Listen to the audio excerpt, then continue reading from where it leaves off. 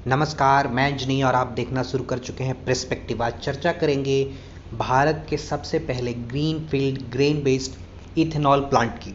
ये प्लांट बिहार के पूर्णिया जिले के अंदर लगा है और 30 अप्रैल को इस प्लांट का शुभारंभ हो चुका है। लेकिन उससे पहले इथेनॉल क्या है, आप सभी लोग जानते हैं कि इथेनॉल एक तरह का रिन्यूएबल फ्यूल है। आज के समय में इसकी पेट्रोल और डीजल में ब्लेंडिंग होती है और एक ये क्लीन एनर्जी का सोर्स है। आज पूरे विश्व में क्लाइमेट चेंज की बात हो रही है, आज पूरे विश्व में क्लीन एनर्जी और ग्रीन एनर्जी की बात हो रही है।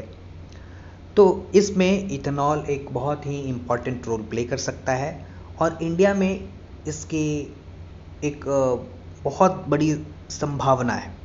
लेकिन उससे पहले एक रिपोर्ट की हम चर्चा करना चाहते हैं। हमारे सरकार की, पूर्ववर्ती सरकार की एक नीति के बारे में बताना चाहते हैं। यह 2008 की द इकोनॉमिक टाइम्स की रिपोर्ट है। इस रिपोर्ट के अनुसार बिहार सरकार के पास 14,000 करोड़ रुपए का एक इथेनॉल प्लांट को सेटअप करने का प्रपोजल था और उस प्रपोजल को लेकर बिहार सरकार केंद्र सरकार के पास आती है और केंद्र सरकार ने उस प्रपोजल को रिफ्यूज कर दिया। किस ग्राउंड पे रिफ्यूज किया, क्यों रिफ्यूज किया, कुछ पता नहीं। लेकिन 14,000 करोड़ रुपए का, यदि कोई 14,000 करोड़ रुपए की एक इंडस्ट्री आज से 14 साल पहले किसी राज्य में लग जाती, जिस राज्य में रोजगारी की बहुत बड़ी समस्या है, तो उसका सकारात्मक परिणाम क्या होता, ये एक सोचने का विषय है। और ये नीति निर्धारक लोगों को भी सोचना चाहिए कि एम्प्लॉयमेंट कितनी बहुत बड़ी समस्या है इस देश के लिए कि अनएम्प्लॉयमेंट जो है। लेकिन देश के आज़ादी के बाद जिस सेक्टर में एम्प्लॉयमेंट जनरेट करने की पोटेंशियल सबसे ज़्यादा है, उस सेक्टर में हमने अपने आप को दूसरे पे अपने निर्भर कर लिया।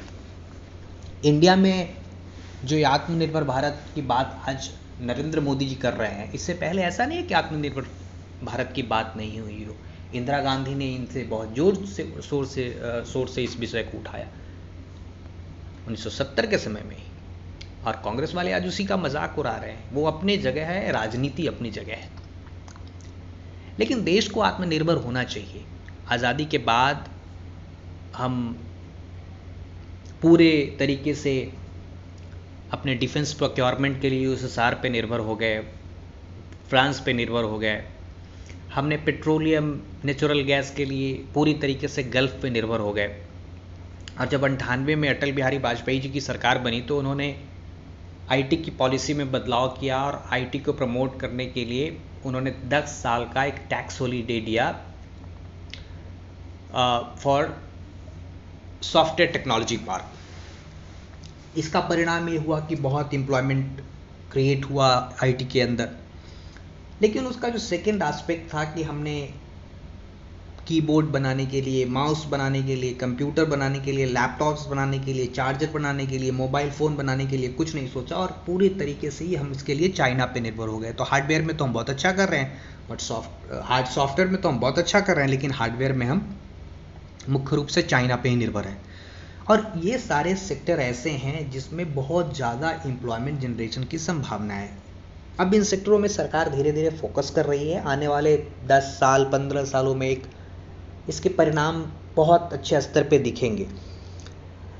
ये जो इथेनॉल पावर प्लांट बिहार में लग रहा है, ये पावर प्लांट मेज से, मक्का से, मोलेसिस से, जो शुगर केन होता है, ब्रोकन राइस, टूटे हुए चावल और रैंसिड फूड, जो रॉटन ग्रेन्स कहते हैं, बासी, जो खराब, जो बेकार की, उनसे ये इथेनॉल तैयार करेगा। साथ साथ ये इथेनॉल प्लांट जो है ये पावर भी जनरेट करेगा।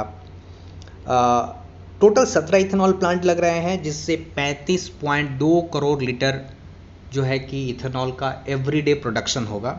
भारत सरकार सारे इथेनॉल खरीदेगी। भारत सरकार की कंपनियां, जो भी कंपनी है पेट्रोलियम सेक्टर के अंदर, और इससे ये बेनिफिट होगा कि एक एम्प्लॉयमेंट जनरेट होगा, लोकल एम्प्लॉयमेंट। अभी $150 बिलियन का हम पेट्रोलियम और क्रूड पे खर्च करते हैं, दूसरे देशों में हमारा पैसा जाता है। तो हमारा ट्रेड इससे जो है कि ट्रेड डेफिसिट रहता है, हम कभी ट्रेड सरप्लस नहीं हो सकते।